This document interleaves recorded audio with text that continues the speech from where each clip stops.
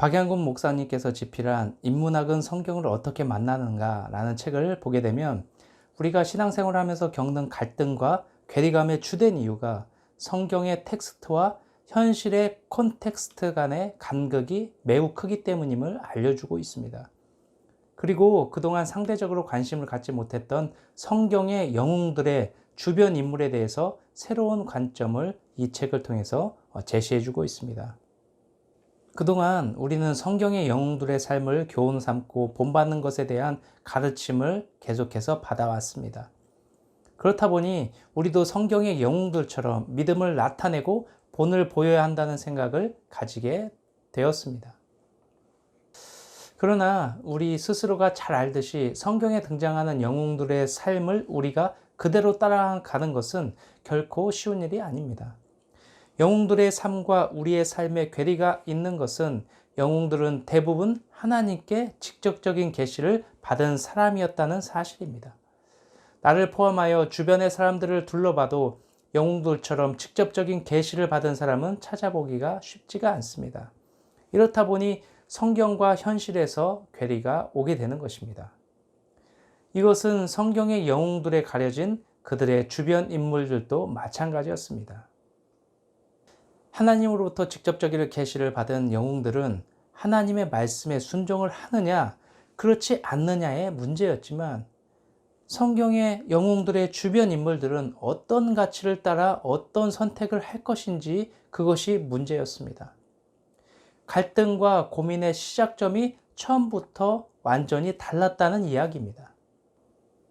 책에 따르면 그래서 영웅들의 주변 인물들은 해석하고 고민하고 판단하는 과정을 거쳐서 선택을 해야만 했다고 알려주고 있습니다. 그래서 우리가 신앙생활의 가이드로 삼아야 하는 사람들은 영웅들보다 주변 인물들이 되어야 한다고 이 책에서는 강조하고 있습니다. 한번 우리의 현실을 생각해 보면 우리가 고민하는 문제들, 직장 문제라든지 결혼 문제라든지 자녀 문제, 경제 문제 등등 수많은 문제 속에서 하나님께서 하나하나 직접적인 계시를 내려주지는 않으십니다. 그렇다면 우리는 우리의 가치관을 따라 해석하고 고민하고 판단하는 과정을 거쳐 순간마다 새로운 선택을 해야만 합니다. 저는 이 책을 보면서 한 가지 흥미로운 생각을 하게 되었습니다.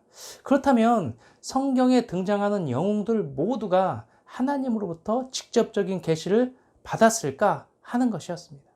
성경에서는 하나님께로부터 직접적인 계시를 받은 인물들에 대해서 설명을 할 때 하나같이 하나님께서 말씀하셨다, 하나님께서 이루셨다라는 표현을 사용하고 있습니다. 구약에서 하나님께서 영웅들을 통해 말씀하시고 이야기하셨던 내용들을 예로 한번 살펴보면 창세기 7장 1절을 통해서 하나님께서는 노아에게 이렇게 말씀하십니다. 여호와께서 노아에게 이르시되 너와 내 온 집은 방주로 들어가라. 이 세대에서 내가 내 앞에 의로움을 내가 보았음이니라. 또한 창세기 12장 1절에서 하나님은 아브라함에게 이렇게 이야기합니다. 여호와께서 아브라함에게 이르시되 너는 너의 고향과 친척과 아버지의 집을 떠나 내가 내게 보여줄 땅으로 가라. 또한 창세기 35장 1절에서는 하나님께서 야곱에게 이렇게 말씀하십니다. 하나님이 야곱에게 이르시되 일어나 베델로 올라가서 거기 거주하며 내가 내 영 에서의 낯을 피하여 도망하던 때에 내게 나타났던 하나님께 거기서 제단을 쌓으라 하신지라. 그래서 성경의 영웅들 대신에 성경의 영웅들의 주변 인물들에 대한 삶을 관심 있게 살펴보다가 성경의 영웅 중에 하나님께 직접적인 계시와 명령을 받지 않은 의외의 인물을 발견하게 되었습니다. 바로 오늘 본문의 주인공 요셉은 하나님께로부터 직접적인 계시와 명령을 받지 않는 사람이었습니다. 우리 모두가 너무나 잘 알고 있듯이 요셉은 성경의 그 누구보다도 파란만장한 삶을 살았던 인물입니다. 요셉은 가족으로부터 버림받고 노예로 팔렸으며 누명을 쓰고 감옥에서 어려움을 당하다가 이방인으로서 애굽의 총리의 자리에 오르는 그야말로 파란만장한 삶을 살았습니다. 요셉의 인생을 해피엔딩이라는 한 단어로 표현하기에는 그에게는 너무나 큰 시련과 고난들이 있었습니다. 요셉은 다른 형제들보다 야곱의 총애를 받아 형제들의 미움을 받게 되었고 미디안 사람들에게 노예로 팔려가게 됩니다. 그리고 애굽 사람 보디발에게 노예로 넘겨져서 미래에 대한 어떠한 희망도 생각할 수 없는 암울한 현실을 살아가게 됩니다. 그러나 이것에 그치지 않고 누명을 쓰고 감옥에서 오랜 시간을 죄수의 신분으로 살아가게 됩니다. 우리가 텍스트를 통해서 수천 년 전의 영웅의 이야기를 보는 것이기에 어쩌면 나에게 크게 다가오지 않을 수도 있지만, 만약 이러한 일이 오늘을 살아가는 우리에게, 나에게 일어났다고 생각한다면 우리가 느끼는 고통의 무게는 상상을 초월하게 될 것입니다. 또한 요셉과 같은 일이 만약 오늘날 현대에 일어나게 된다면 아마도 전 세계의 뉴스의 헤드라인을 장식하게 될 것입니다.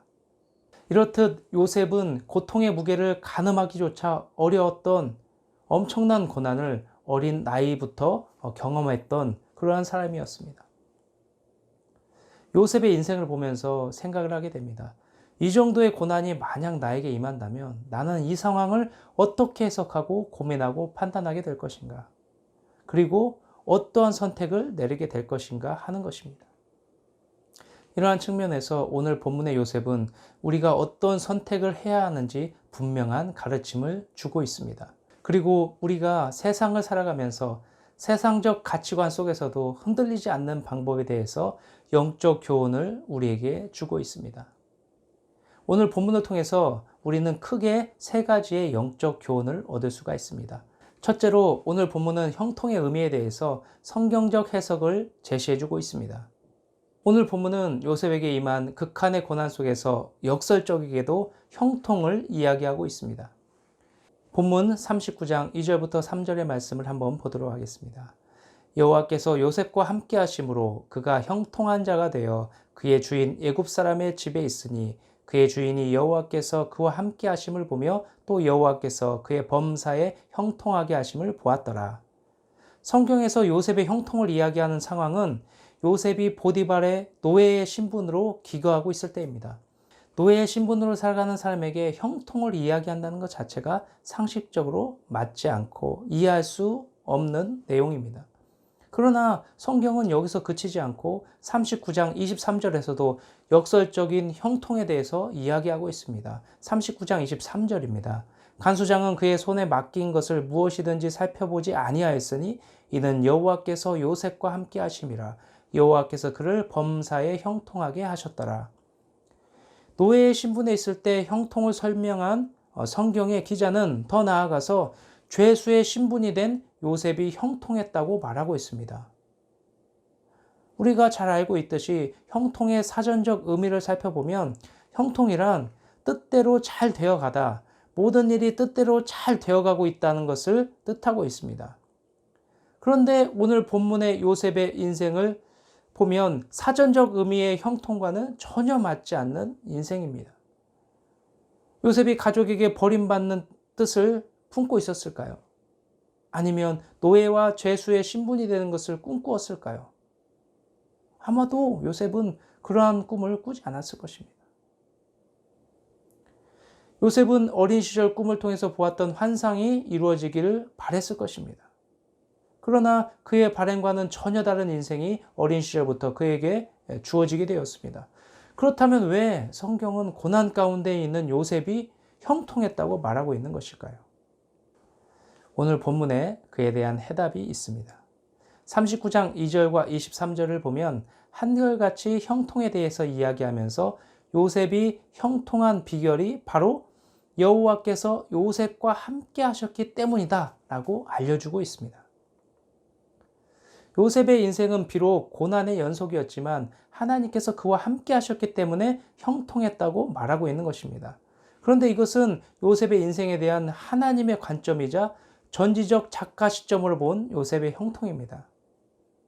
요셉은 자신이 마주한 고난에 대해서 해석하고 고민하고 판단하는 과정을 거쳐서 자신이 어떻게 살아가야 할지에 대해서 선택을 해야만 했습니다. 본문을 근거로 우리가 판단할 수 있는 것은 요셉은 아마도 하나님을 따르면 자신의 인생이 형통으로 갈 수 있다고 생각했던 것 같습니다. 그래서 자신이 처한 상황에 절망하지 않고 항상 최선을 다하는 삶을 살았던 것입니다. 그 결과 요셉의 손을 거친 모든 일이 순조롭게 해결되는 것을 보디발이나 간수가 보게 되었고, 더 나아가 요셉을 통해서 하나님의 존재를 인식하는 놀라운 결과를 만들어내었습니다. 그리고 더 나아가 오늘 본문은 요셉이 고난 속에서도 자신이 형통의 길로 가고 있었다는 것을 깨닫고 있었음을 알려주는 결정적인 구절을 제시하고 있습니다. 창세기 45장 5절에 기록된 말씀입니다. 당신들이 나를 이곳에 팔았다고 해서 근심하거나 한탄하지 마소서. 하나님이 생명을 구원하시려고 당신들보다 먼저 보내셨나이다. 아멘. 요셉은 자신을 버린 가족들에게 자신이 버림받고 노예와 죄수의 삶을 거쳐 총리가 된 것은 하나님께서 자신을 통해서 생명을 구원하시기 위함이었음을 분명하게 밝히고 있습니다. 이것은 요셉이 고난 속에서도 자신의 인생을 하나님께서 형통으로 인도하고 계셨음을 분명히 알고 있었다는 사실을 알려주고 있습니다. 이것을 통해서 우리는 세상에서 말하는 형통의 의미가 아닌 형통의 성경적 의미에 대한 분명한 깨달음을 얻을 수가 있게 됩니다. 즉, 성경에서 말하는 형통이란 나의 뜻이 이루어지는 것이 아니라 하나님의 뜻이 이루어지는 것이 형통이라는 가르침을 주는 것입니다. 우리는 우리의 뜻대로 모든 것이 잘 풀리고 원하는 삶의 방향대로 순조롭게 흘러가는 것이 형통이라고 생각하지만, 진정한 의미의 형통, 성경적 의미에서의 형통은 우리를 통해 하나님의 뜻이 이루어지는 것이 형통입니다. 그러므로 만약 감당하기 어려운 고난 속에서 절망 가운데 있는 분이 있다면 나와 함께 하시는 하나님이 계심을 믿고 나의 인생을 형통으로 인도하고 계시는 하나님을 의지하게 되시길 바랍니다. 그리고 나에게 주어진 이 고난의 시간이 나를 고통 주기 위한 하나님의 책벌이 아닌 하나님께서 우리를 세워가시는 과정임을 분명하게 깨닫고 이것을 통해서 하나님을 더욱더 바라보는 여러분이 되시길 소원합니다. 둘째, 성경적 가치관에 따라 해석하고 고민하고 판단하고 선택해야 한다는 것입니다. 현실을 살아가는 우리들은 항상 세상적 가치관과 성경적 가치관 사이에서 갈등하고 고민하게 됩니다. 그럴 수밖에 없는 것이 세상적 가치관은 물질 중심의 유물론적 세계관의 바탕을 두고 있습니다. 즉, 내가 볼 수 있고 느낄 수 있고 만질 수 있는 유형의 것들에 가치를 두고 있다는 것입니다. 그러나 이와 달리 성경적 가치관은 눈에 보이지 않는 것들에 가치를 두고 있습니다. 하나님을 만질 수 없고 볼 수 없지만 믿고 신뢰하며 의지의 대상으로 삼고 있습니다. 즉, 볼 수 없고 만질 수 없는 하나님을 향한 믿음에 가치를 두고 있다는 것입니다. 그러므로 우리는 극명하게 대립되는 세계관 속에서 어떤 가치를 따를 것인가 선택해야만 하는 것입니다. 이것은 요셉도 마찬가지였습니다. 그도 자신이 마주한 상황을 해석하고 고민하고 판단하고 선택해야 했습니다. 노예 신분으로 살면서 선택을 해야 했고 죄수의 신분일 때도 마찬가지였습니다. 매 순간 자신이 믿은 가치를 따라서 선택해야만 했습니다. 성경은 요셉을 통해서 우리가 어떤 가치를 따라야 하는지, 어떤 선택을 해야만 하는지 분명한 가르침을 주고 있습니다. 39장 7절부터 18절을 보게 되면 요셉과 보디발 아내에 대한 사건에 대해서 다루고 있습니다. 이 사건의 요셉의 선택을 통해서 우리가 인생에서 어떤 선택을 내려야 하는지 분명한 방향을 설정할 수 있게 됩니다. 7절부터 8절까지의 내용을 한번 보도록 하겠습니다. 그 후에 그의 주인이 아내가 요셉에게 눈짓하다가 동침하기를 청하니 요셉이 거절하며 자기 주인의 아내에게 이르되 내 주인이 집안의 모든 소유를 간섭하지 아니하고 다 내 손에 위탁하였으니. 요셉은 보디발 아내의 유혹을 단번에 거절하게 됩니다. 아마도 요셉은 거절하기 위해서 큰 용기가 필요했을지 모릅니다. 왜냐하면 그는 노예의 신분이었기 때문에 자신의 주인이었던 아내의 명령을 거부한다는 것은 그에게 큰 불이익을 가져다 줄 것이 분명했기 때문입니다. 그럼에도 불구하고 그는 유혹을 단번에 거부하였습니다. 더 나아가 요셉은 거부하는 것에 그치지 않고 죄를 범하지 않기 위하여 더 큰 결단을 내리게 됩니다. 12절을 한번 보겠습니다. 그 여인이 그의 옷을 잡고 이르되 나와 동침하자. 그러나 요셉이 자기의 옷을 그 여인의 손에 버려두고 밖으로 나가매. 요셉은 보디발 아내의 거센 유혹을 뿌리치고 그 자리를 떠나게 됩니다. 당시 시대의 상황을 볼 때 노예 신분으로 주인의 명령을 거부한다는 것, 그리고 자신에게 주어질 불이익을 생각한다면 주인의 요청을 수락하는 것이 요셉에게는 더 나은 선택이 될 수도 있었습니다. 더군다나 보디발의 아내와 요셉만 비밀로 한다면 아무도 알 수 없는 상황이었기 때문에 어느 정도 현실에 타협하는 것이 현명한 선택이 될 수도 있었습니다. 그러나 요셉은 자신이 믿는 가치를 따랐습니다. 요셉이 모든 불이익을 감수하고 보디발 아내의 유혹을 거부했던 이유에 대해서 본문 구절은 다음과 같이 알려주고 있습니다. 이 집에는 나보다 큰 이가 없으며 주인이 아무것도 내게 금하지 아니하였어도 금한 것은 당신뿐이니 당신은 그의 아내임이라.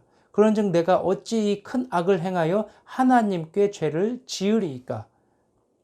요셉은 보디발의 명령도 있었지만 유혹에 순응하는 것은 하나님 앞에서 범죄하는 것임을 분명하게 인식하고 있었던 것입니다.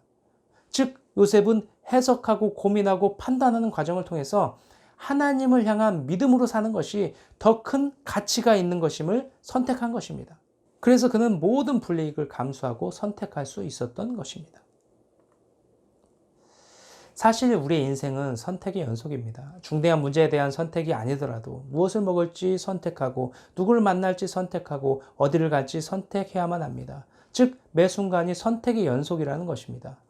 선택의 순간마다 우리는 어떤 가치를 따라 선택하고 있습니까? 내가 마주한 현실과 문제 속에서 우리는 어떤 해석을 하고 고민하고 판단하고 있습니까? 선택의 순간마다 갈등하고 번민하는 우리에게 성경은 요셉을 통해서 방향을 제시해주고 있습니다. 선택의 순간마다 믿음의 가치를 따라 선택하고 항상 하나님을 선택한다면 우리의 인생도 하나님의 뜻이 이루어지는 형통의 인생으로 인도함을 받게 될 것입니다. 이러한 은혜를 우리 모두가 누리게 되길 진심으로 소망합니다. 셋째, 현실을 바라보는 관점을 전환해야 한다는 것입니다.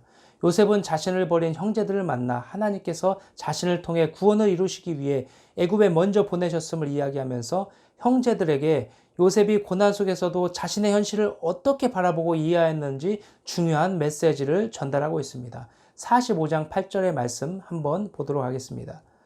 그런즉 나를 이리로 보낸 이는 당신들이 아니요 하나님이시라. 하나님이 나를 바로에게 아버지로 삼으시고 그 온 집의 주로 삼으시며 애굽 온 땅의 통치자로 삼으셨나이다. 요셉은 자신이 지나온 현실의 고난을 하나님께서 자신을 징계한 과정으로 바라보지 않았습니다. 오히려 고난을 하나님께서 자신을 세워가며 하나님의 뜻을 이루시기 위한 과정으로 이해했습니다. 그래서 자신의 인생을 돌아보며 나는 팔린 것이 아니라 보냄받은 것이다 라고 고백하고 있는 것입니다. 우리의 고난을 바라보면서 누군가는 하나님의 징계나 심판으로 이해할 수도 있고 또 누군가는 하나님이 없기 때문에 우리가 고난받는 것이라고 생각할 수도 있습니다. 그러나 중요한 것은 우리가 고난에 대하여 어떠한 관점을 가지는가 하는 것입니다. 당시 요셉의 형제들은 자신이 요셉을 미디안 사람들에게 팔았기 때문에 그를 다시 만났을 때 매우 두려워했습니다. 그러나 요셉은 자신이 팔린 것이 아니라 보냄받았다는 고난에 대한 해석의 관점이 있었습니다. 그렇기 때문에 요셉은 감당하기 어려운 고난 속에서도 믿음과 소망을 잃지 않고 최선의 삶을 살아갈 수 있었던 것입니다. 시편 기자도 우리가 고난에 대해 어떤 관점을 가져야 하는지 분명한 가르침을 줍니다.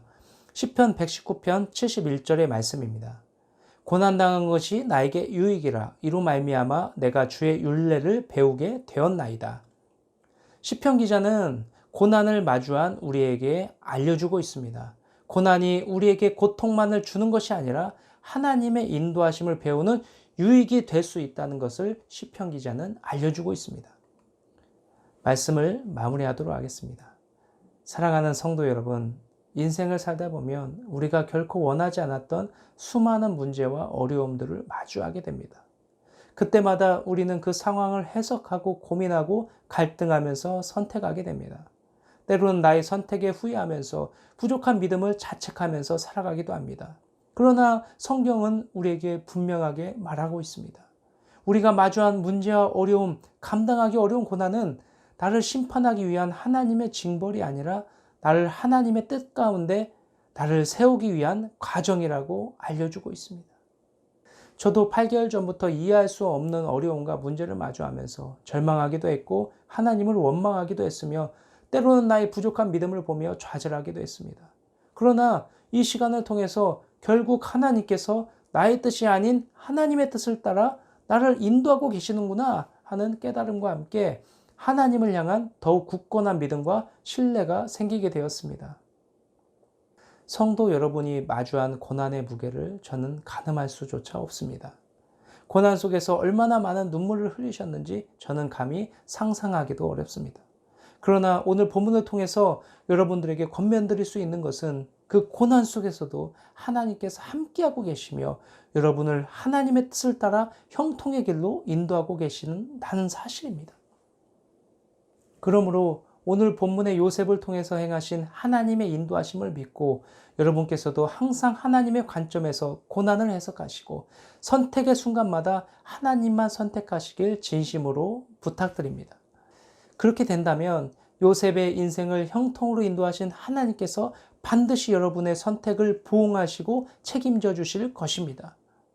그리고 여러분들을 풍성한 삶으로, 기쁨의 삶으로, 감사의 삶으로, 날마다 평안의 삶으로 인도해 주실 것입니다. 이러한 하나님의 은혜를 여러분 모두가 경험하게 되시길 주님의 이름으로 간절히 축원드립니다.